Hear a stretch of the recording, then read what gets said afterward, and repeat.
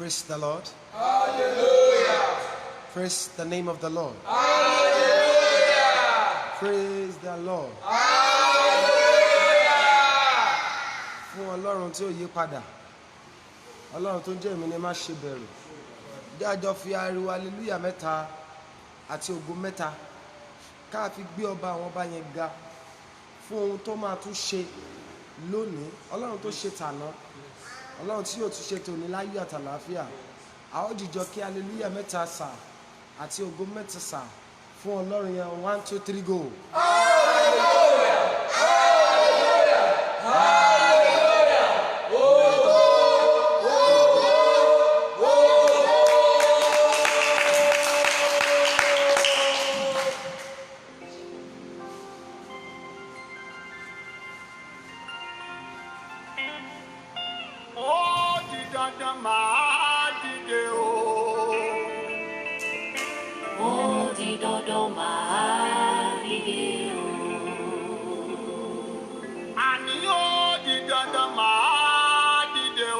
God bless you, sir, ma, as you are coming online.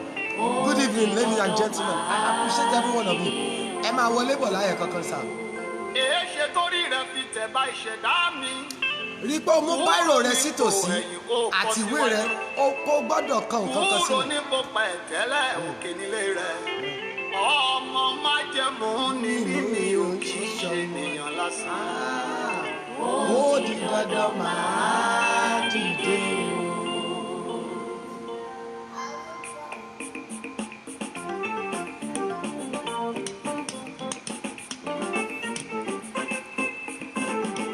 Àgòkè lójú ọ̀tá, ọ̀tá mi àdàlà ìlágbára. Àgòkè lójú ọ̀tá, ọ̀tá mi àdàlà ìlágbára. Torí lókè ní Jésù mi wà. Ó ti ṣèlérí fún wa mú mi gòkè o. Kò ságbára náà tó lè já mi bọ̀ o. Màá gòkè lójú ọ̀tá, ọ̀tá mi àdàlà ìlágbára. Màá gòkè lójú ọ̀tá. Ẹnìkan wò mí lónìí. Kí a tó parí ọdún yìí sà, máa lórúkọ Jésù ó máa débi gíga. Torí lókè ní Jésù mi wà. Ìṣèlérí ohun amúmi gòkè lọ. Ságbára náà tó lè já mi bọ̀. Àgòkè lójú ọ̀tá. I appreciate you as you are coming online, Daddy and Mommy. God bless you, ma. God bless you, sir. Ẹ mú báírò yín sílẹ̀, ẹ jẹ́ àjọ kọrin tọ́lọ́run tó fẹ́ fi hàn wá lórí.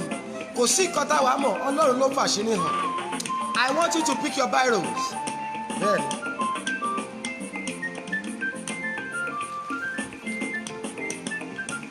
Gbogbo ẹni tó ń ṣàìsàn, get your bottle water or pure water ready. God bless you, Daddy mi ní Olúwa, wòlíì Ọlọ́run alààyè Káyọ̀dé Alébíoṣù. A kó àdúrà náà sà. Ayé tẹ̀ ń wo ojú Ọlọ́run fún ọmọ rere. Get your pure water as well. Màrìwórí tí ẹ ṣe, ó tẹ́ tábìlì fún mi lójú ọ̀tá mi, ó da òróró lé mi lórí, agbo mi kan fún wọn sílẹ̀. Àgòkè lójú ọ̀tá, ọ̀tá mi àdàlà. Ìwọ náà sọ̀rọ̀ ẹ fẹ́ máa gòkè lójú ọ̀tá mi.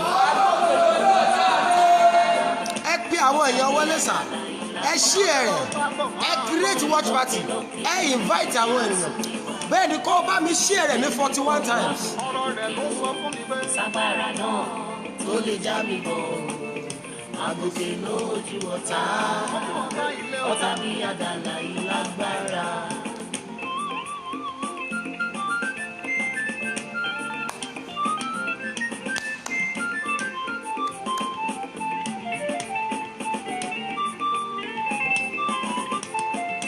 Èmi kò ní kí ọ̀tá kú tàbí kó ya wèrè. Bẹ́ẹ̀ni. Ṣùgbọ́n kó wà láyé. Ṣùgbọ́n kó wà láyé. Kó máa rí mi lókèlókè. Oh my God. Ayérayé. Ẹnìkan máa ṣàmì. Ọ̀rọ̀ orin yẹn lórúkọ Jésù ó máa ṣẹ láyé rẹ. Ọ̀tá mi àdàlà ìlágbára. Torí lókè ní Jésù mi wà. Ó ti ṣèlérí ohun amúmi gòkè lọ. kò ságbára náà tó lè já mi bọ̀. Àgùkè lójú ọ̀tá, ọ̀tá mi àdàlà ìlágbára.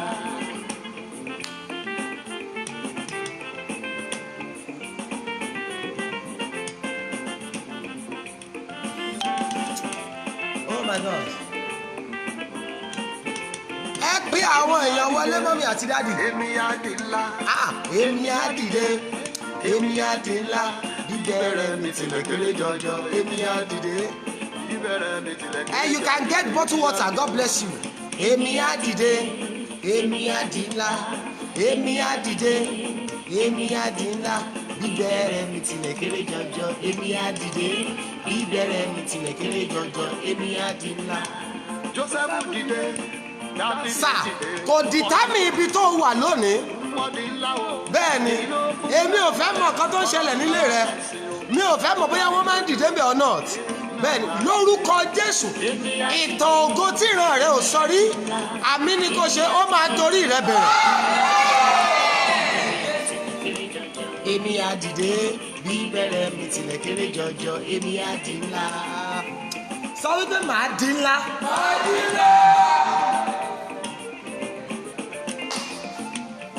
Bá mi ṣe o, ògo rẹ̀ jẹ́ tirẹ̀. Bá mi ṣe o, kí ìbùkún jẹ́ tèmi. Lọ́wọ́ rẹ̀ o, ní ìrètí mi ṣàn. Bá mi ṣe o, má má jẹ́ kó pẹ́. Bá mi ṣe o, ògo rẹ̀ jẹ́ tirẹ̀. Bá mi ṣe o. Bíborí ṣùgbọ́n ìdílé. That is what the Lord said we should look at this week. Overcoming the birth of the family.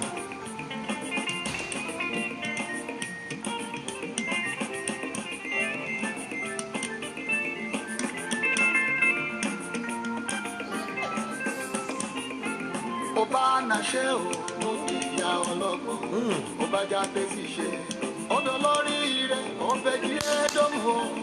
Ẹni bá ti rò pé ṣùgbọ́n ní ìkẹyìn. Ó di ọlọ́rọ̀ o. Ayérayé. Ìwọ ló lè ṣe o, mo gbẹ́jọ́ mi ìdánwò. Bàbá. Bàbá mi ṣe o, ògo rẹ̀ jẹ́ tirẹ̀. Bá mi ṣe o. Ògo rẹ̀ jẹ́ tirẹ̀. Bá mi ṣe o. Ìbùkún jẹ́ tèmi. Lọ́wọ́ rẹ̀ o, nírètí mi ṣàn. Bá mi ṣe o. Máa má jẹ́ òpẹ́.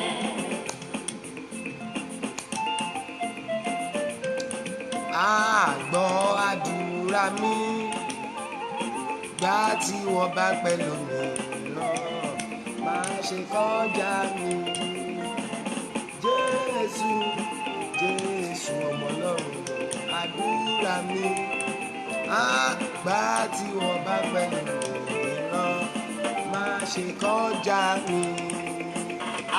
Jésù rìn lórí omi. Èmi náà á rìn lórí ogun ayé mi. Ṣé o lè sọ bẹ́ẹ̀? Jésù rìn lórí omi. Èmi náà á rìn lórí ogun ayé mi. Jésù rìn lórí omi lọ́jọ́ wọn ni. Èmi náà á rìn lórí omi. Ibi gbogbo tó o bá wà, bó bá jẹ́ inú yàrá, mo fẹ́ kó o dìde kó o máa practicalize ẹ̀. Mo fẹ́ kó o máa rìn lọ kó o máa rìn bọ̀. Sọ wípé màá rìn lórí ogun ayé mi. Nítorí mi ò ṣe é dá dúró. Màá rìn lórí ogun ayé mi. Ilẹ̀ ó bá mi jẹ́. Nínú ọdún yìí ẹ ó jẹun ayọ̀ nílé mi. Mo ṣì máa dáná ayọ̀. Gbogbo yín lẹ ó bá mi jẹ́. Nínú ọdún yìí ẹ ó jẹ́ wáyọ̀ nílé mi. Tí ìlérí bá ṣe tí ògo yẹn bá bú jáde. Tí ọ̀nà bá là ó níbi tí mo rò pé kò sọ́nà tí àṣeyọrí yẹn dé. Máa kó yín lẹ́nu jọ gbogbo ènìyàn tó ti mọ mi. Bẹ́ẹ̀ni, gbogbo yín lẹ máa bá mi jẹun ayọ̀. Ẹ̀yin náà tẹ́ wà online, mò ń bọ̀ wá bá yín jẹun ayọ̀ láìpẹ́. Ó bá mi jẹ.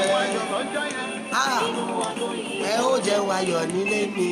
Nínú ọdún yìí. Ẹ ó jẹun ayọ̀ nílé mi. Nínú ọdún yìí ẹ ó jẹun ayọ̀ nílé mi. Ẹ ó mú sólò, ẹ ó jẹ tọ́kì. Ẹ ó jẹun ayọ̀ nílé mi.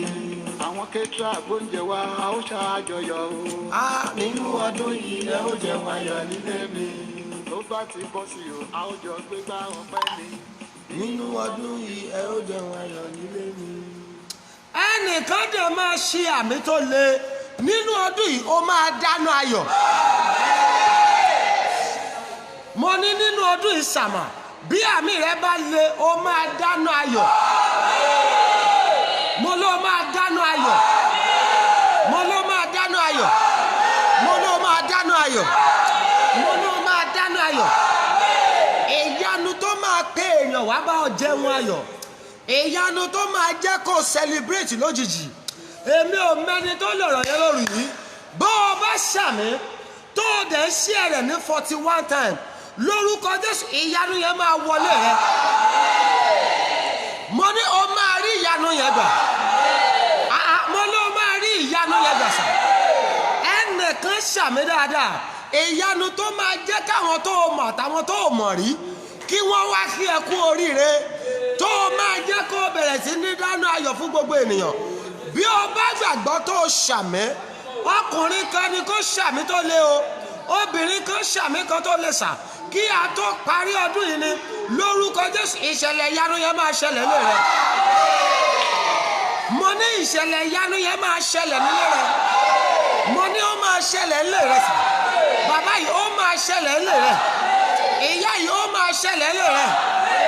mo ní ó máa ṣẹlẹ̀ nílé rẹ. mo ní ọ̀run máa fàyè gbà. mo ní Ọlọ́run máa dẹ̀ fàyè gbà o. mo ní Ọlọ́run máa fàyè gbà. nínú ilé rẹ yẹn ni Ọlọ́run máa fàyè gbà sà. nínú ilé rẹ yẹn Ọlọ́run máa fàyè gbà. nínú ẹbí rẹ Ọlọ́run máa fàyè gbà. ṣé àmì tó lè mo ní Ọlọ́run máa fàyè gbà. mo ní Ọlọ́run máa fàyè gbà.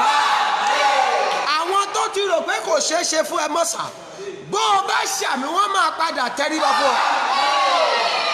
iye àwọn tó ti rò pé kò sọ́nà àbáyọ fún ọ iye àwọn tó ti rò pé ò lè kú ò lójú kan bó o bá ṣàmì lórúkọ Jésù wọ́n máa padà tẹríba fún ọ. mo ní wọ́n máa padà tẹríba fún ọ. mo ní wọ́n máa tarẹ́ba fún ọ sà. ká ní ọ̀rọ̀ yẹn bá wí lórí yìí irú ọ̀rọ̀ wo rẹ̀ mo ní ta lọ̀rọ̀ yẹn bá wí lórí yìí. ẹ̀yin tó kàn ní kó ṣàmì lórúkọ Jésù ìyanu yẹn máa ṣẹ mọ́ ọ lára.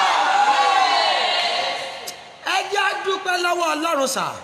Olúwa mo dúpẹ́ lọ́wọ́ rẹ pé o máa dá sọ̀rọ̀ mi. o máa ṣe kí ni sà. bẹ́ẹ̀ ni ìwọ tọ́lọ́run máa dá sọ̀rọ̀ rẹ̀ ìwọ yẹn lọ̀rọ̀ yẹn máa já lẹ́nu rẹ sà. I want you to share 41 times. ẹ pe àwọn èèyàn wọlé invite àwọn èèyàn 21 create watch party kó wájú àjọ wa náwó nú àdúrà yẹn lọ. ẹ má gbàgbé nǹkan tá a bẹ̀rẹ̀ lánàá bíborí ṣùgbọ́n ìdílé overcoming the birth of the family. bẹ́ẹ̀ ni mo sọ fún yín sà 19 births ló gbọ́dọ̀ overcome. bó o bá borí 19 yìí kò sọ́nà àbáyọ fún èèyàn sà. bẹ́ẹ̀ ni mo fẹ́ kó o múra lórí Olúwa mo dúpẹ́ pé o máa dá sọ̀rọ̀ mi. bẹ́ẹ̀ ni I thank you you are going to intervene in my matter. o máa ṣe kí ni sà. o máa dá sọ̀rọ̀ mi. mo dúpẹ́ lọ́wọ́ rẹ o. pé wàá dá sí ọ̀rọ̀ mi. pé wàá dá sọ̀rọ̀ ilé mi. pé wàá dá sí ọ̀rọ̀ ayé mi. ó yẹ.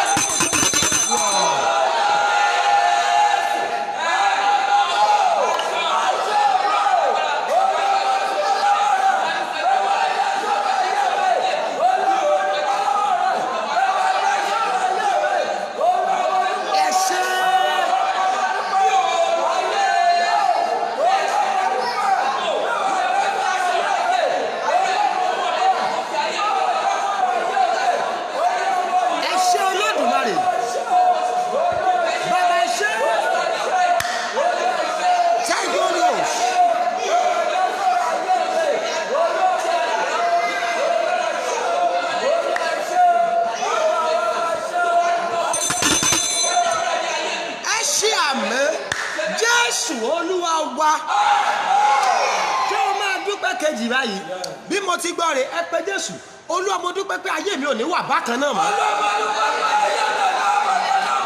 Lord, I thank you that my life will never remain the same again after tonight's encounter. After this week encounter, I thank you that my life will never remain the same again. mo dúpẹ́ pé ayé mi ò ní wà bákan náà mọ́. bẹ́ẹ̀ni torí wàá máa fi gbogbo agbára sọ̀rọ̀ yẹn sà. Oh my God, mo dúpẹ́ pé ayé mi ò ní wà bákan náà mọ́. bẹ́ẹ̀ni mo dúpẹ́ pé ayé mi ò ní wà bákan náà mọ́. mo dúpẹ́ pé iṣẹ́ mi ò ní wà bákan náà mọ́. mo dúpẹ́ pé ìgbéyàwó mi ò ní wà bákan náà mọ́. ìwọ tó lọ̀rọ̀ yẹn dà.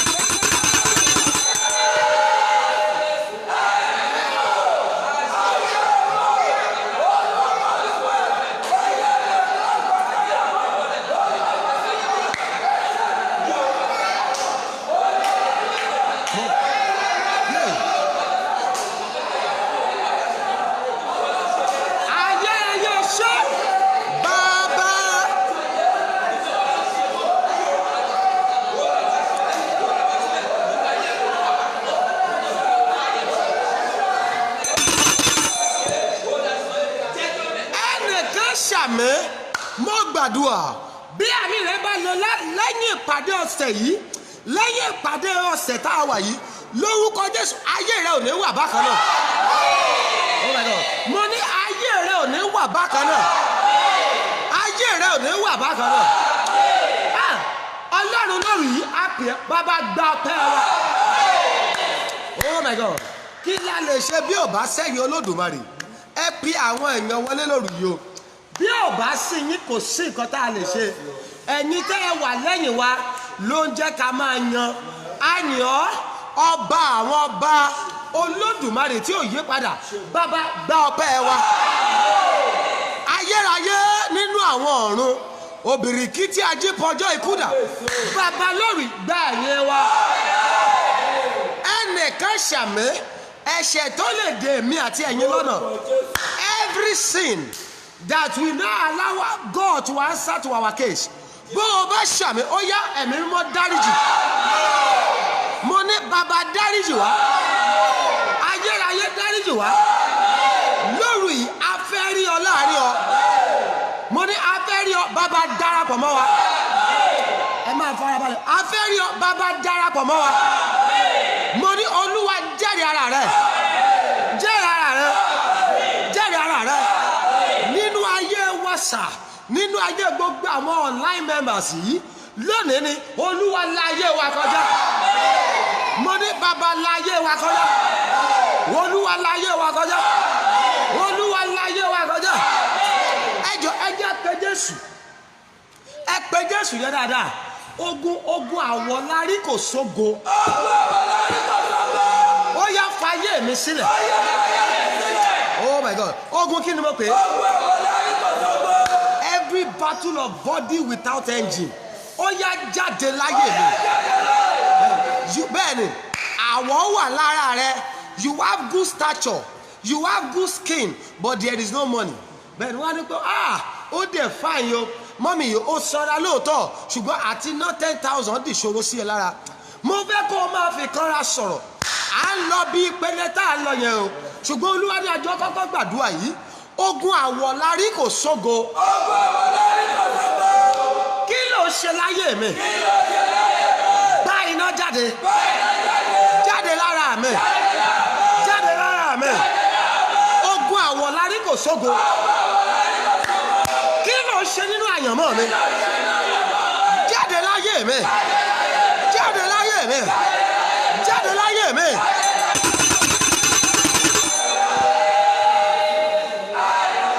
Ó tí ẹ lè sọ̀rọ̀.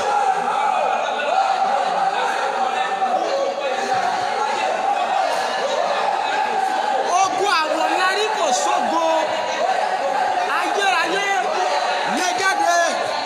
Lè jáde. Lè jáde.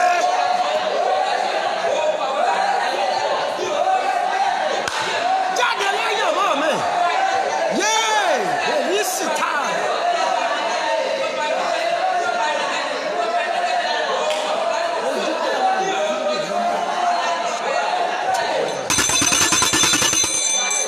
Ẹnìkan ṣàmì bí àmì yẹn bá lọ òkè. Ta ló dẹ̀ ń bá mi ṣí ẹ rẹ̀? Ta ló pe àwọn èèyàn wọlé? Mo pẹ́ Jésù. Mo sọ̀rọ̀ àṣẹṣà. Ogun àwọ̀lárí kò sógo. nínú ayé ìwọ ọmọbìnrin yìí, nínú ayé ìwọ màmá yìí, nínú ayé ìwọ dádì yìí, bá a bá ṣàmẹ́ ó yá kó fàyè. Mo ní ogun yẹn fàyè. Mo ní ogun yẹn fàyè. Ẹgbẹ́ àdúrà tó lúwa ní àgbà kí tó lọ́nú ọ̀rọ̀ yẹn. Bẹ́ẹ̀ ni, kí ni àdúrà náà? Ojú táwọn èèyàn fi wò mí, Olúwa wá fi àánú sọ mí dá.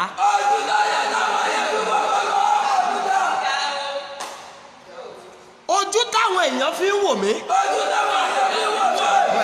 Olúwa wá fi àánú sọ mí dá. Ṣẹ́rí ẹ̀yin tẹ́ ẹ ní ọ̀rọ̀ yẹn lẹ́yìn máa fi kọ́ra máa sọ̀rọ̀. Ìyá Blessing yẹ kọ́rọ̀ yẹn yẹ yín díẹ̀. Bẹ́ẹ̀ni, ojú táwọn èèyàn fi wò mí, Olúwa wá fi àánú sọ mí dá. Mọ́mì, tó bá ti rí ẹ tó o bá yọdé, wọ́n ti rí bọ́dì lára ẹ̀, wọ́n ní pé olówó lélẹ́yìí o. Tó o bá sọ fún wọn pé olówó lọ́wọ́, wọ́n ní pé irọ́ ló ń pa. Wọ́n ní ọmọbìnrin yẹn lówó kò fẹ́ fún èèyàn ni. Wọ́n ọ̀dẹ̀ mọ̀ pé lóòótọ́ ni kò sí kankan lọ́wọ́ rẹ̀. Ṣé rí ẹ̀yin yẹn ni ẹ̀yin tí ọ̀rọ̀ yẹn bá wí ni ẹ máa fi kọ́ra sọ̀rọ̀. Ẹ jọ̀ọ́ ẹ bá mi pe àwọn èèyàn wọlé. I want you to share 41 times. Create a watch party and let us join that prayer group together. Let us begin to pray. Ojú tí àwọn èèyàn fi wò mí. Mo tún ráyọ̀ ní pé that prayer is for me. Ó mọ̀ nǹkan tí wọ́n túmọ̀ sí. Bẹ́ẹ̀ni, especially ẹ̀sà ẹ̀yin tẹ́ wà ń lo òyìnbó, mo fẹ́ kó o máa fi kọ́ra sọ̀rọ̀. Bọ́ọ̀ mọ̀ pé ẹni bá ti lọ lóyìnbó báyìí wọ́n ti wò pé owó ló lọ kó mẹ́ ọ̀pọ̀lọpọ̀. Oh my God, mo rí ẹni tó ló wà ń bẹ̀ yẹn for 21 years kò dẹ̀ rí ìkọ́kọ́ rere tọ́ka sí mẹ́. Bẹ́ẹ̀ ṣùgbọ́n àwọn ará Nàìjíríà wọ́n á máa ṣe kí ni, wọ́n á máa fojú èèyàn ńlá wò ó. Ẹ̀yin tí ọ̀rọ̀ yẹn kàn ẹ máa fi kọ́ra sọ̀rọ̀ yìí. Oh my God, ẹ pe Jésù. Ojú táwọn èèyàn fi wò mí, Olúwa wá fi àánú sọ mí dá. Wọ́n fi àánú ṣe kí ni sà? Ẹ fàánú sọ mí dá. Ayé ń fojú olówó wò ẹ́, ó dẹ̀ ní kankan. Wọ́n rí ẹ tó sanra. Oh my God, ẹgbẹ́ ọ̀pọ̀lọpọ̀ ènìyàn aṣọ tó wọ̀ ló bò ẹ́ láṣìírí.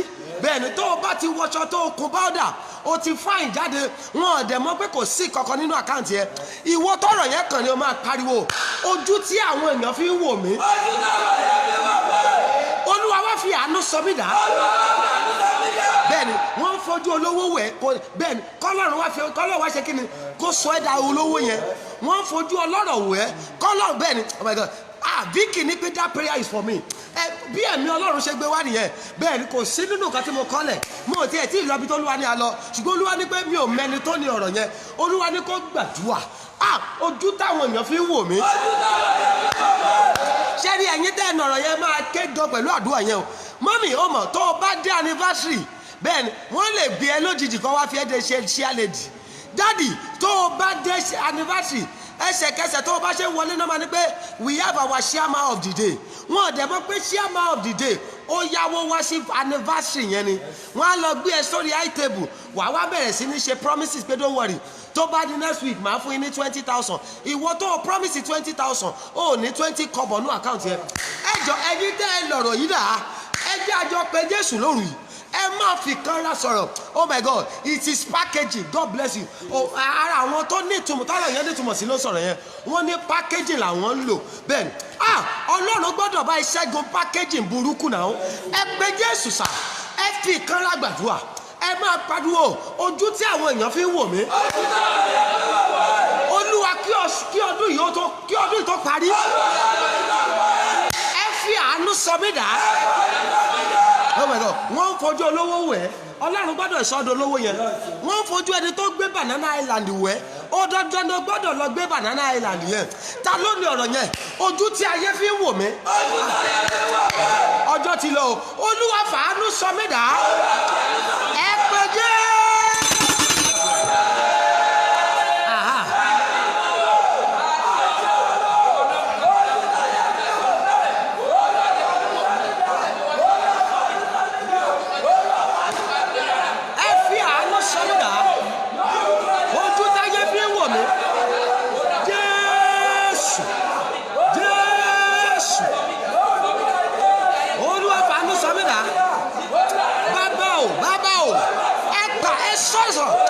Olúwa fi àánú sọ mí dá. Olúwa fi àánú sọ mí dá. Ayé o, ẹ fàánú sọ mí dá. tí ọ̀rọ̀ yẹn nítumọ̀ sí ó ṣeé ṣe àwọn tó wà bíbá wọ́n lè má ti fojú olówó wẹ̀ lè òṣèré àdúrà yẹn gbà. Mo sọ pẹ̀lú àṣẹ Olódùmarè ẹ wo àwọn tó ní àdúrà yẹn wọ́n sọ pé I am the owner of that prayer.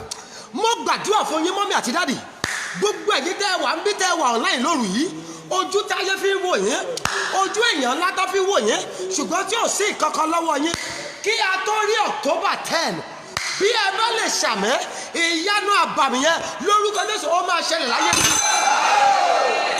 mo ní ó máa torí rẹ bí ojú táwọn èèyàn fi wò ọ́ yẹn bó o bá lè ṣàmì sà bó o bá lè ṣàmì wà kí a tó rí October 10 ni lórúkọ Jésù ìṣẹ̀lẹ̀ ìyanu yẹn ó yá kó ṣẹlẹ̀ mo ní kó ṣẹlẹ̀ bíborí ṣùgbọ́n ìdílé oh my God mo sọ fún wa lánàá 2 Kings chapter 5 from verse 1 bẹ́ẹ̀ni just verse 1 alone ó ní ǹjẹ́ Námánì olórí ogun ọba Syria ó jẹ́ ènìyàn ńlá níwájú Olúwa rẹ̀ àti ọlọ́lá nítorí nípa rẹ̀ ni Olúwa fi ìṣẹ́gun fún Syria oh my God òun sì jẹ́ alágbára akọni ọkùnrin Bíbélì wa parí ẹ̀ ó ní ṣùgbọ́n adẹ́tẹ̀ ni oh my God mo sọ fún yín lánàá kí ni ṣùgbọ́n jẹ́ number 1 ṣùgbọ́n jẹ́ àbùkù tí ayé mọ̀ mọ́ yàn àbùkù tí ayé ṣe kí ni àbùkù tí ayé mọ̀ mọ́ yàn number 2 ohun tí kò fúnni láyọ̀ láàrin àwùjọ ènìyàn oh my God ohun tí ò fún ẹ láyọ̀ yìí láàrin àwùjọ àwọn ènìyàn bó o bá ṣàmì ogun yẹn nínú ayé rẹ ó yá kó lànà jẹ nítorí àwọn tó ṣe wọlé lónìí ni mo ṣe tún padà sẹ́yìn díẹ̀ báyìí o number 3 mo ní ogun bí ó ti ṣe wọ́n lé wọn nìyẹn that is number 3 the battle of bó ṣe ṣe wọ́n nílé wọn nìyẹn ṣùgbọ́n bó ti ṣe wọ́n lé wọn nìyẹn wọn kì í tètè marry bọ́ bá marry gan tó bá marry gan wọ́n máa padà sílé bàbá wọn ni wọn kì í tètè bímọ wọn kì í tètè ṣàṣeyọrí wọ́n máa struggle lé wọn ni ogun bó ti ṣe wọ́n lé wọn nìyẹn ṣùgbọ́n tí wọ́n nìyẹn number 4 sir oh my God ohun tí ènìyàn máa náwó lé lórí ṣùgbọ́n tí ò sí ìyípadà what people spend money on but yet there is no difference number 5 mo ní ogun tí ń fi ọjọ́ orí ènìyàn ṣòfò ẹnìkan ṣàmì gbogbo ogun tó ń gba ọjọ́ orí lórí rẹ ṣùgbọ́n tí ò fún ẹ láàyè àṣeyọrí lóru èní ó yá ogun yẹn fàyè mo wá sọ fún wa lánàá sà mo sọ fún wa lánàá there are 19 ṣùgbọ́n tó gbọ́dọ̀ borí ṣùgbọ́n 19 there are 19 but you must overcome ìyàlẹ́nu láre àwọn kan pè mí lálẹ́ àná wọ́n ní dádì ìwọ̀nba 7 tí mo dárúkọ gbogbo 7 yẹn ló wà nínú ayé wọn gbogbo 7 yẹn ló wà nínú ìdílé wọn ẹ jẹ́ sáré lọ sórí 7 àkọ́kọ́ yìí kí n wá tó sọ another méje fún yín bẹ́ẹ̀ ni kí ni ṣùgbọ́n àkọ́kọ́ number 1 education without usefulness wọ́n wà educated wọ́n máa ń kàwé lé wọn ṣùgbọ́n wọn kì í fi ṣàṣeyọrí wọn kì í fi ṣiṣẹ́ wọn á nípa fi wọn lẹ̀ ẹ jẹ́ kó lọ school bọ̀ ẹni tó lọ school rèé iṣẹ́ oko ló lọ padà ṣe ẹni tó lọ school rèé ó wá lọ padà ṣiṣẹ́ ọ̀kadà ẹni tó lọ léèwé rèé marketing lórí ìdì oh my God GNLD ló fi ń padà tà oh my God ó ní PhD wọn disturb wọn ní ẹ fi wọn lẹ̀ ẹ jẹ́ kó ní BSc ẹ jẹ́ kó ní oh my God MSc ẹ jẹ́ kó ní PhD ṣùgbọ́n ó máa fi lọ máa ta oògùn ní GNLD ẹ rí pé gbogbo ẹ̀ náà orí ìdì ló parí sí ogun tó ní o kàwé ṣùgbọ́n tó ní ìwé ò ní yọ láyé rẹ bó o bá ṣàmìsà lónìí ogun yẹn fàyè rẹ ọ̀pọ̀lọpọ̀ educated fellow ó máa gbógun GNLD kiri ẹ̀ lóòsà ẹ tẹ́ bá dẹ̀ bí léèrè kò lọ kì í ṣe medicine lórí ìdí o tẹ́ bá bí léèrè banking and finance ló lọ kà microbiology ló lọ kà ṣùgbọ́n ọ̀tá sọ́dẹ̀ni tó padà ta oògùn ní GNLD oh my God number 2 sà ọjọ́ ti lọ ṣùgbọ́n kejì ṣùgbọ́n àṣetì kò sí ikọ̀ rere tó bẹ̀rẹ̀ tó máa ń ṣàṣeyọrí ẹ̀ wọ́n á jẹ́ kó ṣe láṣeparí àṣepatì ni aralẹ̀ kò ní rówó kọ oh my God akọ́lédé linted òkú ẹ̀ náà máa padà gbé lọ́bẹ̀ ogun àṣetì nínú ayé rẹ̀ ta ló ní ọ̀rọ̀ yìí gbogbo ẹni tí àmì ẹ̀ gòkè dà nínú ayé tèmi tìrẹ ó yá kó gbiná jáde bó bá tiẹ̀ jẹ́ bó bẹ́ẹ̀ yìí tẹ́ wà bí ṣe ṣàmì nìyẹn ó dáa bẹ́ẹ̀ bá ráwọn èèyàn bó ṣe tàmí ẹ̀ fi kan ra ṣàmì ogun àṣetì ó dàbí pé òkì mọ̀ wọn kì í kí aláṣetì kú oríire ó dijọ́ tí aláṣetì bá ṣàṣeyọrí kí ẹnu rẹ̀ ó tó tọrọ ṣùgbọ́n tó bá yìí ṣàṣetì kò sẹ́nu ọ̀rọ̀ fún gbogbo ẹ̀yin tẹ́ ń ṣàṣetì ohun rere àṣetì nílé ọkọ àṣetì nílé ìyàwó àṣetì nídìílé bàbá, àṣetì lẹ́nu iṣẹ́, bó o bá ṣàmì àṣetì rẹ lónìí ó yá kó dà ṣe yọrí. Ẹ wò tẹ́ ẹ bá ti ṣí ẹ̀rẹ̀ tẹ́lẹ̀ sà, ẹ lọ ṣí ẹ̀rẹ̀ again, ẹ pe àwọn èèyàn yín wọlé sà, ó léèyàn tó o lè pè, bẹ́ẹ̀ ni ẹ pè èèyàn wọlé sà. Oh my God, kí ni ohun ìkejì? Okay mọ́mì, àìdìná wọ́n ti rán mi létí orin tá a kọ lánàá, wọ́n ní ká má gbàgbé, ṣùgbọ́n kan bẹ láyé mi, tá a bá dé gbélé yẹn àsáré kọ́. Kí ni ohun ìkejì? Ohun ìkẹta, ṣùgbọ́n má ra láàánú. Oh my God, ṣùgbọ́n má rí kí ni? Hello, ìwọ máa kàwé lóòótọ́, ó rẹwà lóòótọ́, ó ní ohun gbogbo tó yẹ kó o ní lóòótọ́, ọpọlọ wà lórí rẹ, ṣùgbọ́n má ra láàánú wà láyé rẹ. Hello, ọmọ olójú búlù ó máa padà ra láàánú, kò kàwé kò kà kankan. Oh my God, ọ̀rọ̀ yẹn ò yé yín. Ìwọ gbóyìnbó sà, ibi tó bá ti sòyìnbó wọ́n mọ̀ pé ẹni ìgbàléèwé kọjá, ṣùgbọ́n má gbàgbé pẹ̀lú gbogbo òyìnbó tó ń sọ ayé rẹ ò mà kúrò lójú kan.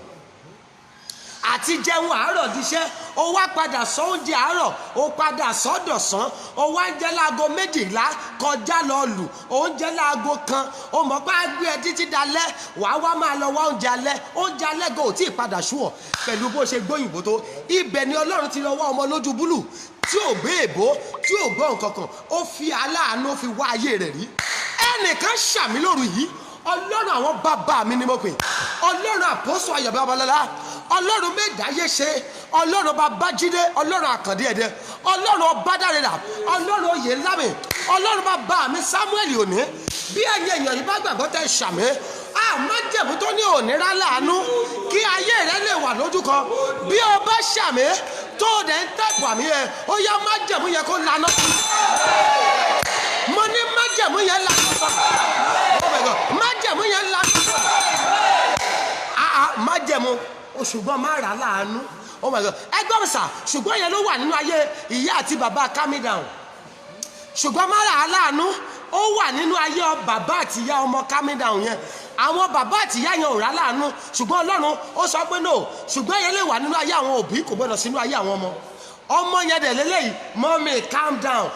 Aláàánú dẹ̀ wá ayé rẹ̀ rí, ó dẹ̀ gbé ọmọ yẹn jáde sà, ó gbé ògo ìdílé yẹn jáde. Àgbọ̀ Olúwa ní sọ́bà yìí, wọn ò tí ì dá ìdílé rẹ mọ̀. Aláàánú kó o máa bá pàdé tó máa sọ ìdílé rẹ di rẹ́kọ̀n, tí wọ́n máa fi dá ìran rẹ mọ̀, tó máa fi dá ilé rẹ mọ̀. Ẹni tó ní àmì ìdá lórúkọ Jésù ó yá lọ bá pàdé. Oh my God, ṣé a máa lè parí ṣùgbọ́n 19 láàrin ọjọ́ mẹ́ta ìṣàbá yìí nítorí ó pọ̀ díẹ̀. Oh my God, ẹ jẹ́ àṣemáwo tó bá ṣe é ṣe tá a bá lè extend yẹ bẹ́ẹ̀, ṣùgbọ́n láàrin tọ́lọ́run bá jẹ́ ẹ jẹ́ àṣemáwo bọ̀ náà. Bẹ́ẹ̀ kí ni ṣùgbọ́n kẹrin? Nítorí àwọn tó ṣe ń wọlé lẹ́ni ni mo ṣe padà sẹ́yìn. Ṣùgbọ́n ìkẹrin mo ní ṣùgbọ́n àìsàn. Wọ́n ní ẹ fi wọ́n lẹ̀ bó ṣe ń ṣe wọ́n nílé wọn nìyẹn. Diabetes ló máa ń pa wọ́n. Kì í ṣe tuntun, ìyá rẹ̀ náà, ìyá rẹ̀ àìsàn tó pa ìyá rẹ̀ nìyẹn. So kò jọ mí lójú tó bá rí nínú ayé rẹ̀ bó ṣe ń ṣe wọ́n nìyẹn. Wọ́n máa ń bẹ̀rẹ̀ dáadáa ṣùgbọ́n inú àìsàn náà máa ń kú sí. Gbogbo agbẹ́ ṣùgbọ́n tó ní pé kó o kú sínú àìsàn, ṣùgbọ́n tó ní kó o ṣe wàhálà kó o má jèrè wàhálà rẹ. Bó o bá ṣàmì lónìí ṣùgbọ́n àìsàn yẹn kó fa ayé rẹ rẹ̀. Oh my God, kí ni ṣùgbọ́n karùn-ún? Ṣùgbọ́n má jẹun ọmọ. Ṣùgbọ́n má ṣe kí ni? Má jẹun ọmọ. Wọ́n á dẹ fílẹ̀ ẹ jẹ́ kó ṣe wàhálà. Olórí tí òmùgbà tó ṣe wàhálà ló máa gbà ṣe rẹ̀ ṣe. Nídìí kó tó yẹ kẹ́ ẹ máa wo kàlẹ́ndà ilé wọn, ẹ wo sítórì wọn. Bàbá rẹ̀ ó ṣe wàhálà, kò jẹun wàhálà bàbá tiẹ̀ náà ṣe wàhálà. At the age of 65 ó kù díẹ̀ kó pé 70 ló jáde láyé. So ọmọ náà fi ilẹ̀ ẹ má yọ lẹ́nu bó ṣe ń ṣe wọ́n lé wọn nìyẹn. Wọn ò kì í jẹun wàhálà tó ṣe. Ta ló sọ pé ò ní jẹun wàhálà? Ta ló ní pé kó o fi gbogbo ọjọ́ ayé rẹ ṣe wàhálà kó o má jèrè wàhálà rẹ? Bó o bá lè ṣàmì ọmọbìnrin yìí, bàbá yìí tó o bá ṣàmì, màmá yìí tó o bá ṣàmì, lónìí ni alágbára yẹn fàyè. Ẹgbẹ́ má jẹ̀mú yẹn lómi kó má bàa jẹun ọmọ, wọn á kẹ̀yìn àwọn ọmọ sí. Oh my God, á wà láyé ṣùgbọ́n àwọn ọmọ rẹ̀ á lọ máa tọ́jú òbí olóbí. Wọ́n á gbàgbé òbí tí wọ́n á gbàgbé ìyá tó dẹ̀jẹ̀ lé wọn lórí, wọ́n á gbàgbé bàbá tó náwó lé wọn lórí. Ọwọ́ tó kẹ̀yìn àwọn ọmọ sí ọ, ọwọ́ tó lóun máa kẹ̀yìn àwọn ọmọ rẹ sí ẹ, ẹnìkan ni kó ṣàmì tó lówó nígbà ọ láyè láti jẹun ọmọ. Bó o bá ṣàmì ó yá ọwọ́ yẹn gbẹ dànù. Ọjọ́ ti ń lọ o. Oh my God, ọjọ́ ti ń lọ. kí ni a máa ṣe báyìí? Oh my God. Kí ni ṣùgbọ́n kẹfà? Oh my God. Ṣùgbọ́n ogun tó ja bàbá tó tún ja ọmọ.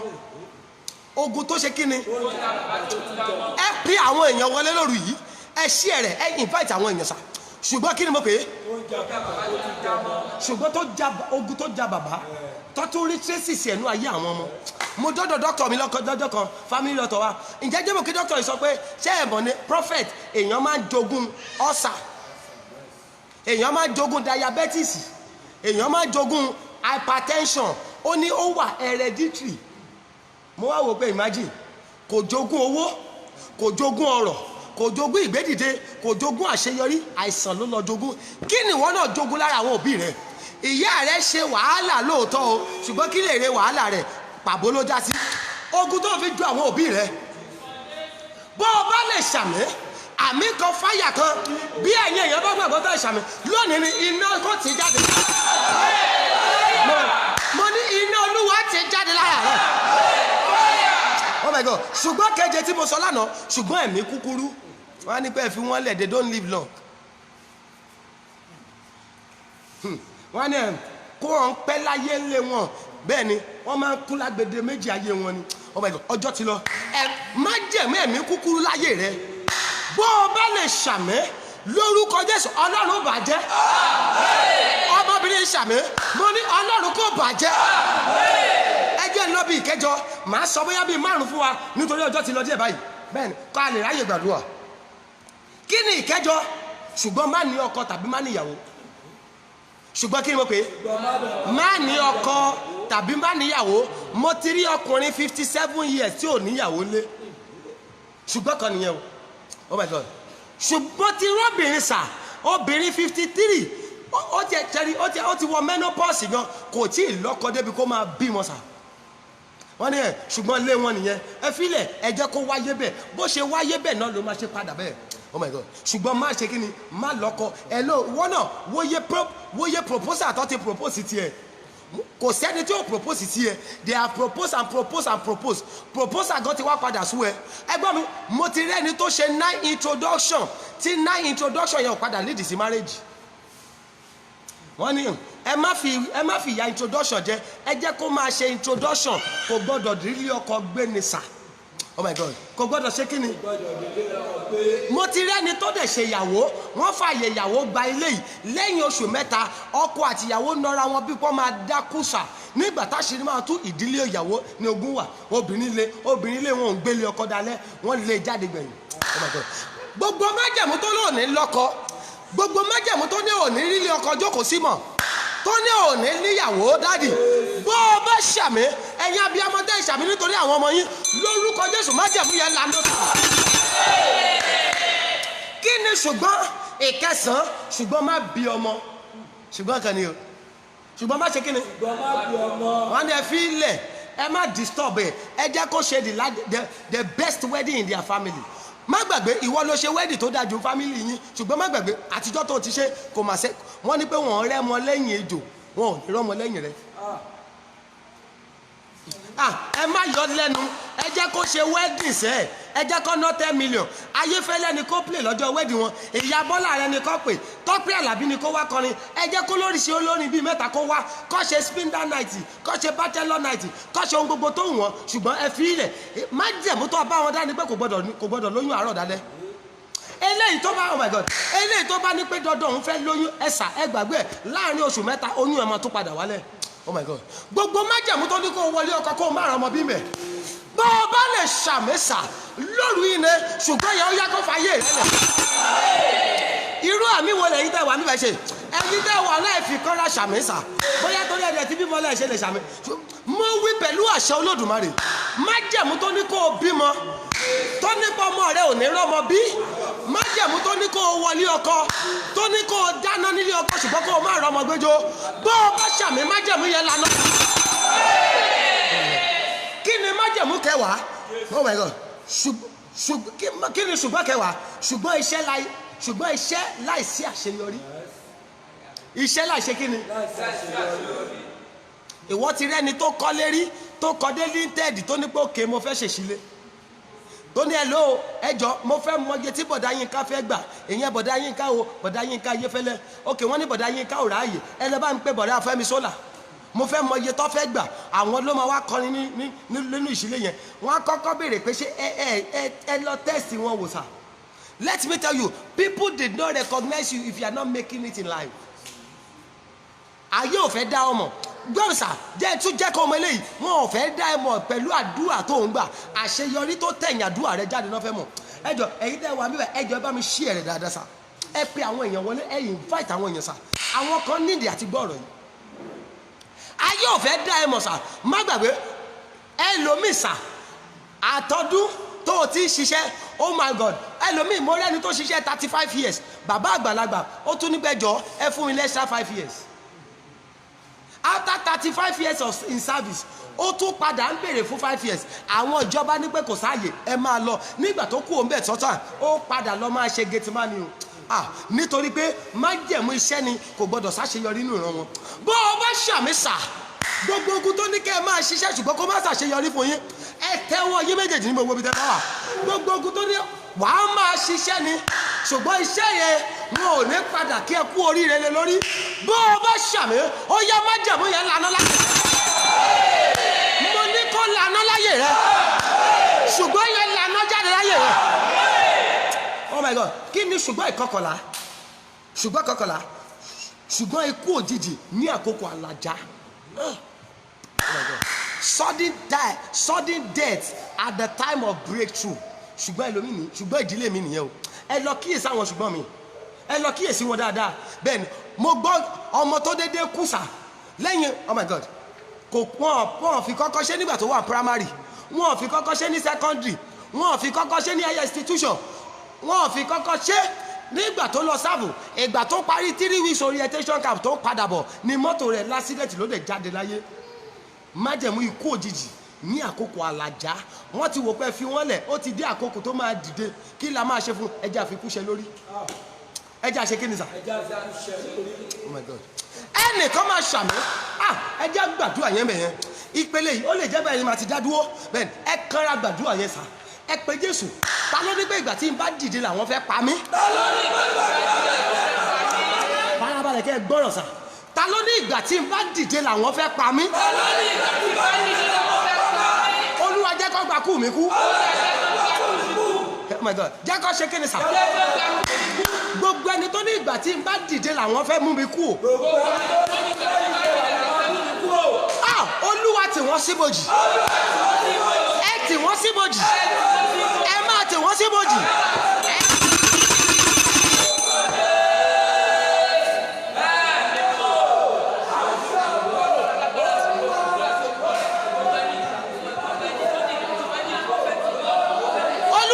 síbòjì Jésù Olúwa wa àníjẹ bí ọdẹ yẹ kẹ sọ̀rọ̀ bóyá torí àdẹjọ wà ń bí àwọn tó wà online múra jù yín lọ níwájú ẹni mọ Ísírẹ́lì àjọ wà bí ilẹ̀ ṣe múra ẹ má múra bóyá ọ̀rọ̀ yẹn ò dẹ̀ nítumọ̀ sí yín ló fà ẹni tó fẹ́ mú mi kú ní àkókò tí n bá fẹ́ dín ní àkókò tí n bá dìde ìgbà tó yẹ kéèyàn ní ìfọ̀kànbalẹ̀ kọ́ wá ní pé ó ṣe àwọn ṣe ní láàánú ìgbà tó dẹ̀ dìde tán ló wá mú ẹ̀mí ẹ̀ kú o mo ní ẹ gbàdúrà ẹ rẹ́nu sọ̀rọ̀ àánú yín ṣe mí ẹjọ ẹyin tẹ wà náà ẹjọ máa fi kọ́ra sọ́sà bẹ́ẹ̀ ni distance is not a barrier ẹ pe Jésù bẹ́ẹ̀ ni ẹ pariwo àdúrà yẹn ta ló ní pé ikú lọ̀rọ̀ mi kàn nígbà tí n bá dìde. ẹ gbọ́ mo ka àkọ́kọ́ lórí Facebook láìpẹ́ yìí wọ́n ní obìnrin yẹn ti ń wojú Olúwa fún 7 years bẹ́ẹ̀ ni ó ṣeé ṣe káwọn kan rí wọ́n ló ti ń wojú Olúwa fún 7 years ọjọ́ tó bí ìbẹ́rin ọjọ́ yẹn ló jáde láyé nǹkan tí mò ń sọ fún yín nípa ẹ̀ nìyẹn ọjọ́ tó ṣe kí ni lẹ́yìn ọdún méje tó ti ń wojú Olúwa fọ́mọ ó dẹ̀ bímọ tán kì í ṣe ọmọ ẹyọ kan kì í ṣe méjì kì í ṣe mẹ́ta ìbẹ́rin àwọn alágbára ìdílé ní pé ẹ fílẹ̀ ó ti bọ́ lọ́wọ́ wa ṣùgbọ́n kò ní tọ́mọ yẹn nǹkan tí mò ń sọ fún yín nìyẹn kò da nǹkan burúkú ni kó o ṣe wàhálà ògo kó o má jẹun ògo yẹn ẹ pariwo Jésù gbogbo bí tẹ́ ẹ bá wà ogun tó ń dúró ikú tó ń dúró láti mú mi kúrò lẹ́nu ní àkókò àṣeyọrí mi ikú tó fẹ́ mú mi kúrò lákòókò àṣeyọrí mi ta ló ń sáré ikú yìí ó yẹ ìforí ara yín gbé ẹ forí ara yín gbé ẹ forí ara yín gbé ẹ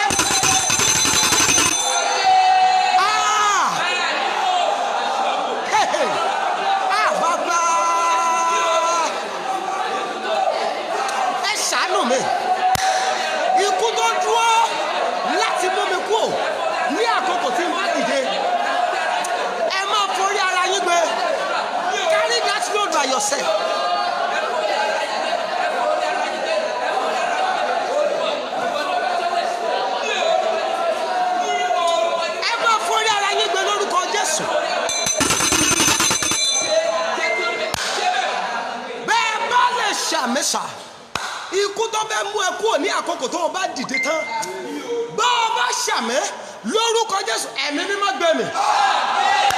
Oh my God, mo ní ẹ̀mí mímọ́ gbé mi. Mo ní ẹ̀mí mímọ́ gbé mi. Ẹ̀mí mímọ́ gbé mi.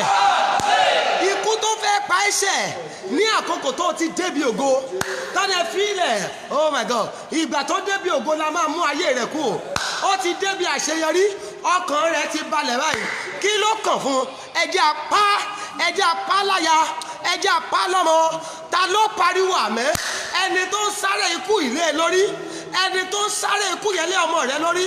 Bó o bá lè ṣàmẹ́ lórúkọ Jésù ó yá kó gba irú ikú. Oh my God. Okay, kí ni ìkejìlá? Ṣùgbọ́n àgbèrè àti má ní ibùjókòó. Ṣùgbọ́n kí ni mo pè é? Àti má ní dáàdì gbọ́ mi dáadáa. Tí bàbá rẹ bá níyàwó méjì mẹ́ta bẹ́ẹ̀ ni máa múra lẹ̀ wá padà ní tó o bá ṣọ́ra. Bẹ́ẹ̀ ni ṣẹ́rí tí ò bá fẹ́ ni ọ̀tá máa mọ̀ ṣèkà yẹn. Ó ṣeé ṣe kó padà kó pa ìyàwó mọ́ lórí kó padà lọ fẹ́ ìyàwó mi. Ó ti padà níyàwó méjì. Ọ̀rọ̀ yẹn ò yé yín. Gbọ́ mi dáadáa. Ṣùgbọ́n ilé ẹlòmíì ṣùgbọ́n àgbèrè àti má ní kíni má ní ibùjókòó. Mọ́mì gbọ́ dáadáa tí ìyá rẹ bá lọ lé ọkọ méjì mẹ́ta kó tó padà fàdàgbà ètò rọ̀ tó o bá ṣọ́ra múra dáadáa kí ogun yẹn má padà jà ọ́. Tó bá rí pé òkè o kò fẹ́ ṣàgbèrè márèjì yín tòrò wọ́n á wò pé kí la lè ṣe ẹjẹ́ apá ọkọ ọmọ lórí kó padà máa fẹ́ ọkọ mìíràn. Wọ́n á ní bẹ́ẹ̀ jẹ́ apá ìyàwó ọmọ lórí kó padà lọ ṣe kí ni kó padà májẹ̀mú tá a bá wọn dá lé wọn ni ṣùgbọ́n tá a bá wọn dá lé wọn ni pé wọn ò gbọ́dọ̀ níyàwó kan. Ìyàwó kan ò gbọ́dọ̀ dúró lé wọn. Ẹ jẹ́ kí ó padà tó níyàwó méjì. Mọ́mì gbọ́ dáadáa tó o bá ṣọ́ra tó o bá bí ṣùgbọ́n burúkú ìwọ mistake ló máa ṣe sà. Bẹ́ẹ̀ ni kì í ṣèwọ ló máa ṣe o. Àwọn ṣùgbọ́n ilé yín yẹn májẹ̀mú ilé yẹn á jẹ̀jẹ́ ọ lọ ṣàṣìṣe wàá dẹ̀ fọ́mọ kan lóyún nígboro ọmọ yẹn á dẹ̀ padà bímọ fún ẹ. Wọ́n á ní kò sí ṣíṣe kò sí ṣàìṣe ó máa padà fún ẹni nítorí pé ṣùgbọ́n ilé yín ni ẹ ń dúró lórí ọkọ kan ẹ ń dúró lórí ìyàwó kan. Mo gbàdúrà ṣùgbọ́n tó fẹ́ sọ ẹ́ dá lágbèrè ṣùgbọ́n tó ní wàá máa tilé ọkọ kan délé ọkọ mìíràn ṣùgbọ́n tó ní oh my God ṣùgbọ́n tó ní pẹ́ sà ó ní níyàwó kan o bó o bá fẹ́ níyàwó a máa pàyàwó àkọ́kọ́ àpàdà lọ fẹ́ yàwó mìíràn. Bó o bá ṣàmì àtẹ̀mí àti ẹ̀yìn tí àmì yín lọ sókè ẹ̀mí mímọ́ kó bí ṣùgbọ́n yẹn wọ́n. Oh my God kí ni ṣùgbọ́n 13 tó kù máa sọ dé 15 èyí tó kù á parí ẹ̀ lọ́la bẹ́ẹ̀ máa sọ ọ̀nà àbáyọ fún wa lọ́la sà. Kí ni ṣùgbọ́n nọ́mbà 13 ṣùgbọ́n ìjákulẹ̀ ní ìkórìtà àṣeyọrí. Oh my God ṣùgbọ́n kí mo pè é ṣùgbọ́n ìjákulẹ̀ the birth of failure at the point of success. Ṣùgbọ́n ìjákulẹ̀ ní ìkórìtà àṣeyọrí inú ẹ ti máa dùn pé Olúwa ṣe wọ́n ti promise mi ìwọ gan ti ní ìmọ̀lára pé no this business is already done but guess what nítorí ṣùgbọ́n yẹn á wá dìde pé ẹ filẹ̀ gbogbo àlátájá bá ní inú ajá ní gbé wọ́n á ní kò gbọ́dọ̀ ṣe mọ́ ẹ lára. Oh my God ọ̀rọ̀ yẹn wá lọ dàbí ẹni tó gbọ́ kúkú òjò tó lọ domi agbada nù òjò wá padà rọ̀ kò sómi náà nínú agbada.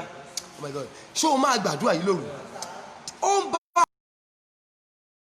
oyè ìgbà ló ti fetí gbọ́ lérí ìlérí yẹn ò máa padà ṣe ẹjọ́ ẹ pe àwọn èèyàn wọlé láàrin ìṣẹ́jú bíi 10 tó kù yìí ẹ ṣí ẹ̀rẹ̀ nígbà mẹ́sàn-án bẹ́ẹ̀ ẹ̀yin náà wà bí ẹjọ́ ẹ ṣí ẹ̀rẹ̀ nígbà mẹ́sàn-án bẹ́ẹ̀ oh my God this one is for me bẹ́ẹ̀ bàbá yẹn ni pé that one is for you bẹ́ẹ̀ ṣùgbọ́n kí ni mo pè é ìjákulẹ̀ ní ìkórìtà àṣeyọrí inú àti máa dùn pé Olúwo ṣe kọ́ńtrátì ti bọ́ sí wàá dẹ̀ ṣàdédé débẹ̀ wọ́n á ní pé we are sorry àti gbé fẹ́ lómi inú àti máa dùn sà pé okay o don't worry eléyìí ti ṣe kí ni ó ti done bẹ́ẹ̀ni wọ́n á ti oh my God ṣùgbọ́n ìjákulẹ̀ ní ìkórìtà àṣeyọrí inú àti máa dùn pé Olúwo ṣe mo ti padà lóyún èyí lẹ́yìn oṣù kẹta oyún yẹn tó padà wálẹ̀ kì í ṣe pé ò lóyún náà ṣùgbọ́n tó wà ràn yín pé ò gbọ́dọ̀ bímọ ni wọ́n á ní pé fílẹ̀ ìjákulẹ̀ ló gbọ́dọ̀ bá padà ní ìkórìtà àṣeyọrí rẹ̀ oh my God wọ́n á ní ẹ fílẹ̀ ẹ jẹ́ kó ní fiancé kò gbọ́dọ̀ ní ọkọ ni ọkọ marriage oh my God ṣé courtship yàtọ̀ sí marriage ni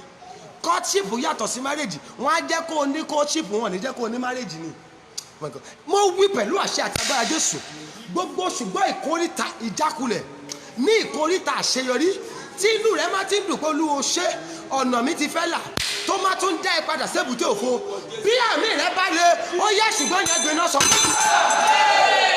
mo ní ṣùgbọ́n yẹn kó gbé náà sọ ẹ jẹ́ sọ nọ́mbà 14 and 15 ká kú òun bẹ́ẹ̀ lóru yìí sórí o gbọ́dọ̀ mísì ẹ̀ lọ́la ṣẹ́rí mo ti sọ olúwa ní pé kí n ṣe kánsẹ́lì fáwọn 20 kan lọ́la sá bàbá wòlíì àkàndé bàbá testimony God bless you bàbá wòlíì you are welcome sir ìpè yóò ní kú láíláí sá olúwa ní kí n ṣe kánsẹ́lì fáwọn 20 kan lọ́la ibi gbogbo tó o bá wà lórí igun mẹ́rẹ̀ẹ̀rin èkó ẹ pàdé jésù láàrin aago 7 sí aago 10 àárọ̀ sá bẹ́ẹ̀ni tó o bá dẹ̀ ń bọ̀ sá bẹ́ẹ̀ni wà á mú aṣọ kan tó ní wọ̀ mọ́ aṣọ yẹn là ń gbàdúrà sí láti bí Sunday mẹ́ta báyìí olúwa ló ń fẹ́ bọ́ aṣọ àṣedànù lára àwọn yẹn bẹ́ẹ̀ni màá sọ nọ́mbà mi tó ìwọ tó o bá máa ráyè wá nílùú Ìkọ̀tún la wà ibi gbogbo tó o bá wà wàá pe nọ́mbà yẹn máa júwe àdírẹ́sì fún ẹ sà olúwa dẹ̀ ní kí n lè dá àwọn 20 lóhùn ní àárọ̀ la ẹ̀yin online member ni o kí ni ṣùgbọ́n nọ́mbà 14 tó o gbọ́dọ̀ borí sà nọ́mbà 14 ṣùgbọ́n wrong marriage wrong kí ni mo kè é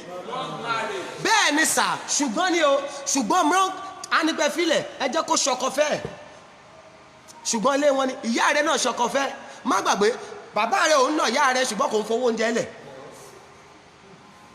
my God ọ̀rọ̀ yẹn oh my God I'm one of them sir my God ọ̀rọ̀ yẹn kò yé yín bàbá rẹ ìyá rẹ wọ́n nígbà filẹ̀ kò ní ìdí kí bàbá rẹ máa ná ṣùgbọ́n gbogbo bùkátà nù lé ìyá rẹ la máa gbé ta ló ń gbé lóòótọ́ o ìwọ náà wá ti tún wọrú márèjì ẹ báyìí má gbàgbé ọkọ rẹ I love you torí tọrùn ni ṣùgbọ́n má gbàgbé ìwọ ló ń sanwó ilé ìwọ ló ń sanwó iná ìwọ ló ń sanwó lọ́mà ìwọ ló ń sanwó PSP kò sí nǹkan tó kù ìwọ ló ń sanwó iléèwé àwọn ọmọ ìgbé ayé tí ìyá rẹ gbé nìyẹn ṣùgbọ́n wrong marriage ẹlòmíì ọkọ afẹ́ nàbí kó dákú ni bọ́ọ̀sà dáàdì ìwọ ló ṣe gbogbo wàhálà nulẹ̀ wrong marriage wọ́n á tún wá lọ fún ẹ níyàwó burúkú bó o bá fẹ́ jáde láàárọ̀ èpè ló máa fi ṣe é lọ bó o bá ń bọ̀ lálẹ́ èpè ló máa tún fi ṣe é bọ̀ ṣùgbọ́n kan ni wọn á nẹ filẹ̀ ẹ jẹ́ kó ṣàṣìgbé ọkọ ẹ jẹ́ kó ṣàṣìgbé ìyàwó kí ìran má bàa ṣẹ láyé rẹ̀ mo wí pẹ̀lú agbára ẹ̀jẹ̀ Jésù ẹ̀yin tẹ́ ti wọ wrong marriage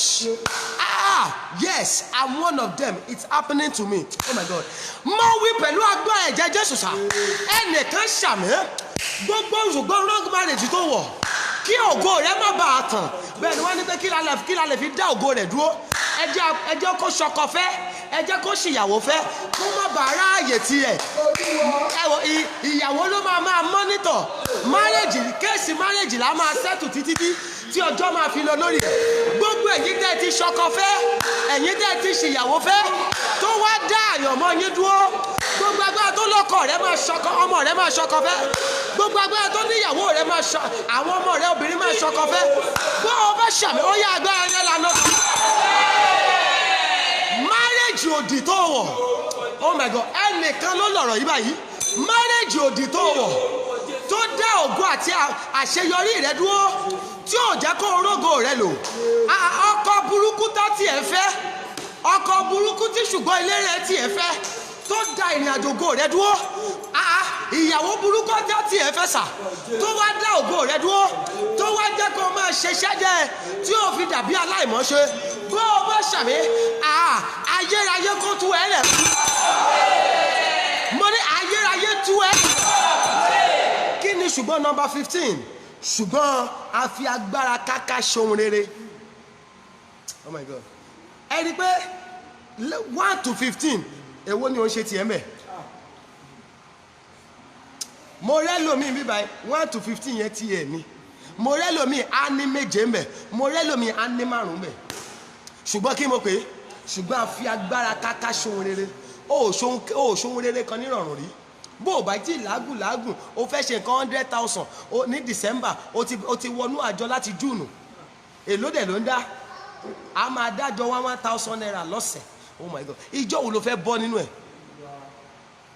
ìjọ wo ló ṣe wẹ́ ni ìjọ wo ló fẹ́ bọ́ oh my God ṣùgbọ́n a fi agbára káká ṣohun rere ṣẹ́ni ẹ jẹ́ a dúró síbẹ̀ lóru mo fẹ́ kó jẹ́ àjọ gbàdúrà oh my God ẹ pe Jésù ó kù mélòó ó kù 1 2 3 4 ó kù 4 ẹ jẹ́ pe Jésù lórí gbogbo afagbára káká ṣohun rere lára mi gbogbo afagbára káká ṣohun rere lára mi ó yẹ fàyè mi lẹ̀ visa táwọn kan gbà nírọ̀rùn ẹlẹ́ẹ̀keje rẹ̀ tí wọ́n ti gba tiẹ̀ tó fẹ́ gba tiẹ̀ tó padà fún ẹ. ìwé ìgbé ìlú táwọn kan apply fún lẹ́ẹ̀kan tó fún wọn lẹ́ẹ̀kan mọ́mì ẹlẹ́ẹ̀kẹta rèé ẹlẹ́ẹ̀kẹrin rèé tó ti ń gbé wọlé tó ti ń dìnnà ẹ̀ dandan ni ó túmọ̀ pé ṣùgbọ́n afagbára káká ṣe rere ni. Oh my God. Mo fẹ́ kó ké àwọn ẹlòmíì wọ skul nírọ̀rùn má gbàgbé ìwọ ti ṣe jáàbù bí ẹ̀ẹ̀méje nígbà tó ò rí mú lẹ́ẹ̀méje ẹ̀ẹ̀keje wọ́n ní kó padà lọ kọ́ṣẹ́ télọ̀. Oh my God. Nígbà tó wọ́n gbé bóyá ẹ̀dá rẹ̀ ò rọ̀ mọ́ skul ẹ̀dá rẹ̀ rọ̀ mọ́ skul ṣùgbọ́n tó wà nú létẹ̀ ti jáde ní sà ẹjọ́ ẹ máa fi kọ́ra sọ̀rọ̀ ṣùgbọ́n afagbára káká ṣe ohun rere láyé mi. Ogun tó ní mi ò ní fi ìrọ̀rùn ṣe ohun rere. Fi ayé mi sílẹ̀. Oh my God. Alọ́ Babátúndé, God bless you. Torí alọ́ ibi gbogbo tẹ́ ẹ bá wà láàárọ̀ la ẹjẹ́ àjọ ríra Olúwa ní èmi àti ẹ lọ́rọ̀ ní àárọ̀ lásà. Alọ́ Babátúndé jẹ́ àpàdé láago 7:30 ní ṣọ́ọ̀ṣì láàárọ̀ lásà. Ṣùgbọ́n afagbára káká ṣe ohun rere láyé mi. Iná ti jáde. Iná ti jáde. Jáde. Jáde. Jáde.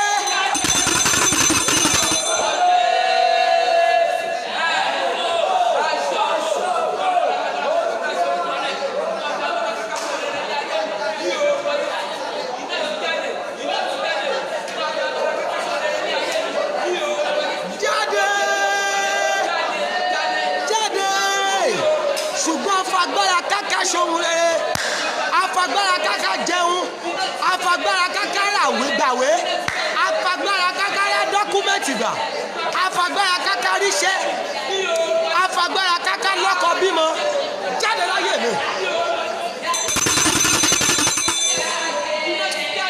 Jésù Olúwa wá ẹjẹ ajá gbàdúrà yẹn kan nígbà ajá gbàdúrà yẹn nígbà kan mọ́ mo fẹ́ kó jẹ́ àfikọ́ra sọ̀rọ̀ àdúrà kan tó kù nìyẹn bẹ́ẹ̀ni màá wá gbàdúrà sínú omi gbogbo èèyàn bẹ́ẹ̀ni omi àwọn tó ń ṣàìsàn yẹn àwọn tó ń wojú Olúwa fọ́mọ màá gbàdúrà sínú omi yín ẹ̀yin tẹ́ ti mú ọjọ́ wedding yín tí Olúwa ní kẹ́ ẹ kọ́ ẹ̀yin tẹ́ ń wojú Olúwa ẹ fẹ́ lọ́kọ Olúwa ní kẹ́ ẹ kọ́ déètì tó fẹ́ live oh my God déètì tó fẹ́ lọ́kọ ní next year bó dẹ̀ jẹ́ yí ẹ̀ yìí ni Olúwa ní kó ṣe kí ni Olúwa ní kó call ẹ̀ then okay you can call me for the address mommy God bless you I will send it to your box ẹ jẹ́ gbàdúrà ẹ gbọ́ mi ṣùgbọ́n afagbára káká ṣe ohun rere bẹ́ẹ̀ ni á jẹ́ kò ní jẹ́ òun ní òun jẹ́ kóbìnrin ọ̀rọ̀ ọmọ bí o ẹlòmíì báyìí wọ́n á ní pẹ́ lẹ́dẹ̀ ní kọ́má ìtì súnmọ́ ni ó ti ṣe kí ni ó ti lóyún kọ́má ìtì súnmọ́ ni ó ti lóyún ibẹ̀ ni mo rí èèyàn tí mọ́mì ẹ gbọ́ mi sà mo rẹ́ni tí ò oh my God document ṣùgbọ́n kan ni sà ẹ gbọ́ mo rẹ́ni tí yẹ pé ọkọ virgin ìyàwó virgin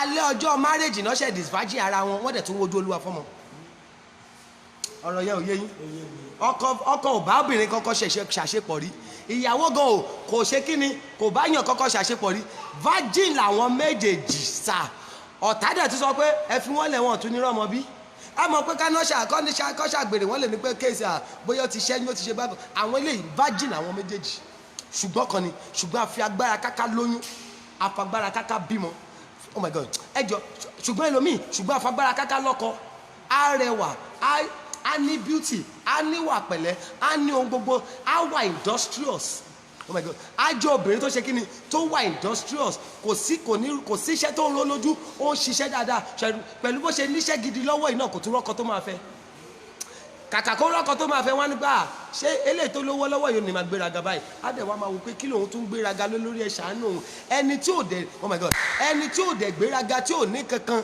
tó já buké mo ti rá buké tó lọ́kọ tó yẹ pé wọ́n ní pé bọ́dà rà sójà ló tún ṣílẹ̀kùn mọ́tò fún mọ̀pọ̀ ló ṣílẹ̀kùn mọ́tò fún àbùké ẹni tí ò dẹ̀ buké tó lówó lọ́wọ́ tó ní gbogbo nǹkan lọ́wọ́ kò lọ́kọ ṣùgbọ́n afagbára káká ṣohun rere ni oh my God ṣùgbọ́n afagbára káká ṣohun rere ẹ̀yin 10 máa lọ bíṣẹ́ wọ́n á gba èèyàn 9 wọ́n á ní kí wọ́n padà wá don't worry we are going to contact you àtọ́dún tó ti ní wọ́n máa contact ẹ báyìí wọ́n ti contact ẹ o oh my God ó gbéwèé wọlé àwọn tó ṣáájú wọlé sí Amẹ́ríkà tó ṣáájú wọlé sí Canada wọ́n ti rí ìwé gbà ìwọ ò tí ì rí ìwé tiẹ̀ gbà ṣùgbọ́n afagbára káká ṣohun rere ni ẹ̀gbọ́n àdúrà kan tó kù nìyẹn màá súre fún gbogbo yẹn ó di aago 8 ní alẹ́ ọ̀la ẹ̀yin tẹ́ ẹ bá ráyè wá church láàárọ̀ la ẹjọ́ ẹ jẹ́ àjọ pàdé ní church láàárọ̀ la ẹ̀yin 20 yẹn bẹ́ẹ̀ ni Olúwa ní pé àjọ ní ọ̀rọ̀ ẹ jẹ́ àjọ gbàdúrà ṣùgbọ́n afagbára káká ṣohun rere láyé mi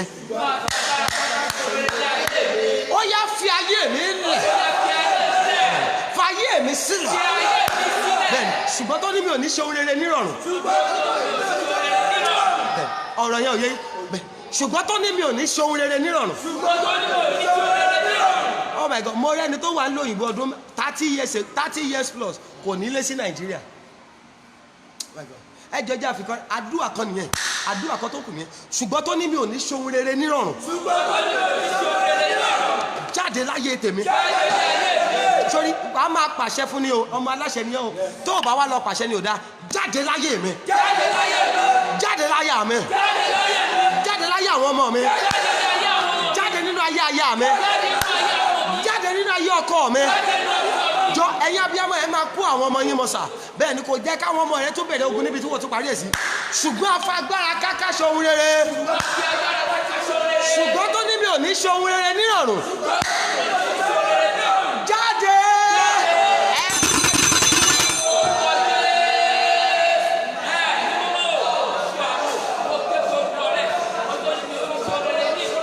ṣàánú mi o bàbá.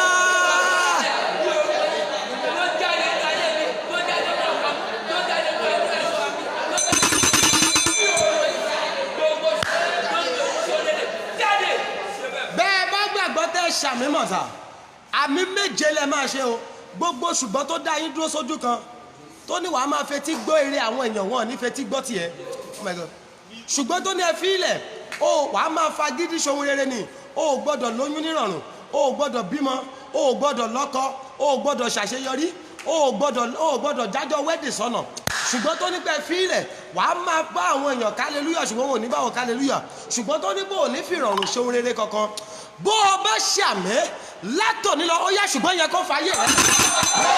àmín àmín àmín àmín àmín àmín orúkọ Jésù. ẹ sì ń bí àmì méje lọ́nà ẹ ṣe nǹkan mi látòní lọ sàmà ó yá ṣùgbọ́n yẹ fàyè rẹ.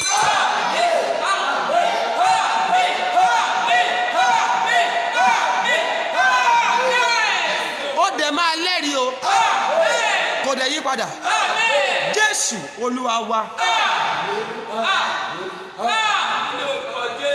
gbogbo ẹ̀yin tẹ́ ẹ ṣe àìsàn yẹn ẹgbẹ́ àtàwọn aláboyún ẹja jọ gbómi yẹn síta lẹ́yìn àdúrà àwọn aláboyún àti àwọn tó ń wojú àtàwọn àwọn tí wọ́n ní ailment yẹn màá gbàdúrà sínú ayé àwọn inú document gbogbo àwọn tó fẹ́ gba document labroad màá gbàdúrà sí màá dẹ̀ gbàdúrà fún gbogbo àwa ẹ̀yin tẹ́ fẹ́ ṣe wedding tẹ́ ẹ̀ ti kọ déètì wedding yín tẹ́ ti kọ sílẹ̀ omi yẹn dà orúkọ Jésù bẹ́ẹ̀ bá gbómi dání ẹ bá wọn ṣàmì orúkọ Jésù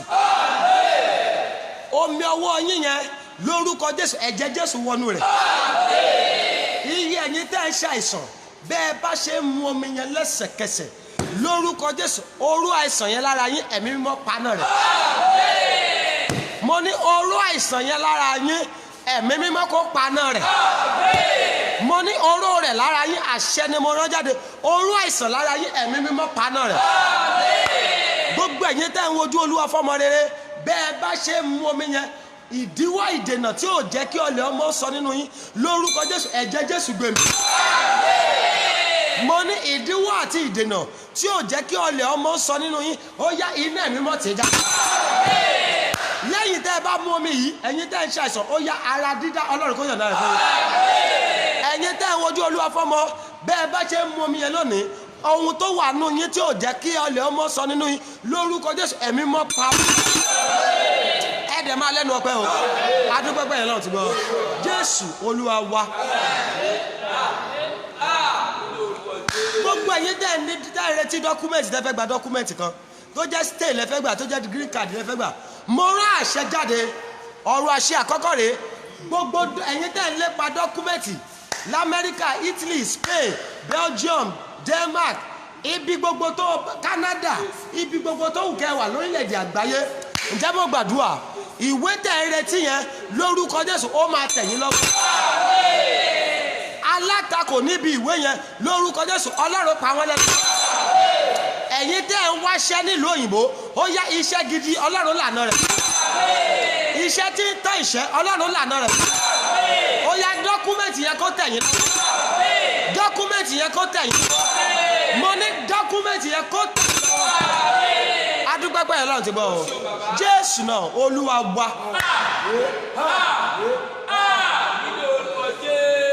ẹ̀yin tẹ́ ti kọjá marriage ń ṣe jọjọ marriage ni ya blessing kan tiẹ̀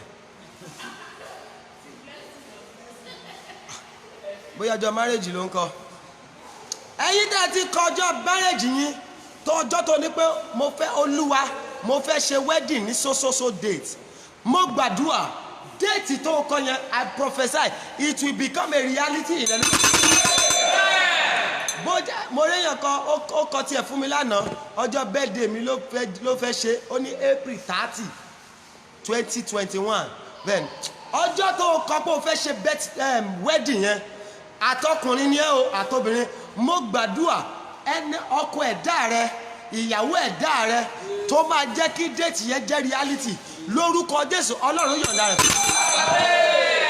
mo ní Ọlọ́run máa yọ̀ǹda rẹ̀ mo ní Ọlọ́run kó yọ̀ǹda rẹ̀ adúpẹ́pẹ́ yẹn lọ́n ti gbọ́ ọ Jésù Olúwa wa. ẹ jẹ́ gbóhùn àdúrà ẹ̀yọ̀kan ìsókè àdúrà kan tó kórè gbogbo àwọn kingdom partners àdúrà tá à ń gbà fún wọn mo ti ń gbàdúrà fún wọn lójoojúmọ́ bẹ́ẹ̀ ni Olúwa fà wọ́n lọ́wọ́ sókè bẹ́ẹ̀ ni kọ́lọ́ máa ṣe kí ni gbogbo àwọn kingdom partners gbogbo àwọn tó ń ran ìpè àti iṣẹ́ ìránṣẹ́ yìí lọ́wọ́ tó ń ràn wá lọ́wọ́ pẹ̀lú data tó ń ràn wá lọ́wọ́ pẹ̀lú owó epo tó ń ràn wá lọ́wọ́ pẹ̀lú tọ́sán táì tọ́sán bá wọn tó ń rí ẹ̀ṣẹ̀ ìyanu tó ń sọ ẹ̀jẹ̀ wọn ẹ jẹ́ sọ fọ́lọ́run Olúwa máa gbé wọn lọ́wọ́ sókè wọn ò gbọ́dọ̀ wálẹ̀ títí láé gbogbo àwọn online partners tí wọ́n ran ìpè àti iṣẹ́ ìránṣẹ́ yìí lọ́wọ́ Olúwa gbé wọn lọ́wọ́ sókè títí láé wọn ò gbọ́dọ̀ já wálẹ̀.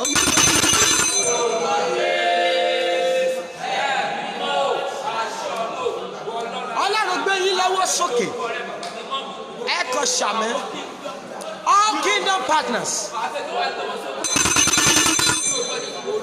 Jésù Olúwa wá ọ̀rọ̀ àṣẹ àkọ́kọ́ rẹ̀ all kingdom partners lórúkọ Jésù ẹ ò ní ṣaláìní ẹ jẹ́ bá wọn ṣàmì lára ẹ ò ní ṣaláìní gbogbo ibi iṣẹ́ tẹ́ ń ṣe tẹ́ ti rówó mú jáde tẹ́ fi sọ táìtì sọ vow rọwọ́ epo ra dátà ṣeríṣi lórúkọ Jésù Ọlọ́run àfọ̀pọ̀ rọ́pò fún yín látòní lọ ajẹnurin nínú iṣẹ́ yín lórúkọ Jésù Ọlọ́run kò bá a wí bàbá màmá ẹ ó máa rà àánú gbà ẹ ó máa rà àánú gbà ohun gbogbo tẹ́ ń ṣe lórúkọ Jésù ẹ ó máa ṣàṣeyọrí o mo ní ẹ ò ní ṣaláìní sà ẹ ò ní ṣaláìní mà ẹ ò ní ṣaláìní ilẹ̀kùn àánú Ọlọ́run máa ṣí fún yín mo ní ilẹ̀kùn àánú Ọlọ́run á máa ṣí fún yín o èyí tí mo wí Ọlọ́run fàánú dá yín lò ẹ ò ní ṣaláìní gbogbo ẹ̀yin online member mi lórúkọ Jésù ẹ ò ní gbọ́mọ sí àtẹ̀yìn physical àtàwọn online mo ní ẹ ò ní sìnkú ọmọ yín